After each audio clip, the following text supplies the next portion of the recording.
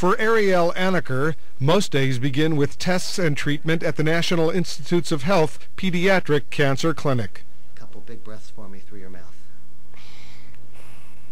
It's been 2 years since Arielle was diagnosed with an extremely rare type of cancer, Ewing sarcoma, that started as a tumor in the bone of her leg. She's not even 10, but measures her own height, takes her own blood, and checks her own test results. Wow.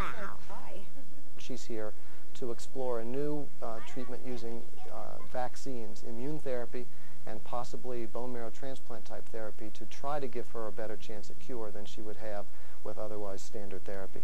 Arielle is part of a clinical study on the cutting edge of the U.S. government's war on cancer. But just a short ride from the clinic, there's another weapon in the fight to cure pediatric illnesses, the Children's Inn, a 37-room house on the NIH campus in Bethesda, Maryland, where more than 1,000 patients and their parents from around the world stay each year. It has a lot of fun things to do, and it takes you out of the hospital. Instead of staying in the hospital all the time, it's better to stay here. Arielle and her mother Diane have been staying at the Children's Inn on and off for the past 2 years, leaving behind the rest of their family in Florida. Funded mostly by private donations and with an army of 300 volunteers, the Children's Inn aims to ease the financial and emotional burden on families by providing free accommodation and an environment reminiscent of home. You have to cook your own meals and make your own bed and clean your own room, but that just is a part of everyday life, and that's one of the good things about being here is that they want you to feel like you're living a normal life, even though that you're trying to take care of your sick child.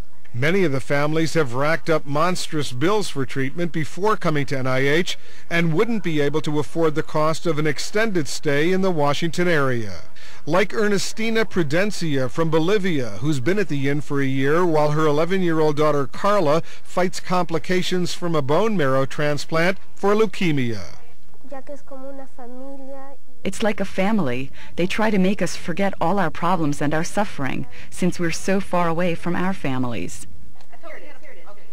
For the volunteers, it's sobering work. I've been very fortunate. My daughter's grown up strong and healthy, and I've not had to deal with any of this. And on this Thanksgiving Day, a gathering of extended family and traditional family. Arielle's whole family made the trip from Florida to spend the day with her. I have plenty to be thankful for, though. I mean, I am thankful that my daughter's here with me and sitting next to me for as long as she's been. And I just pray every day that she's going to be strong enough to beat this cancer. Down to a big hug. Wolf Blitzer, CNN, Washington.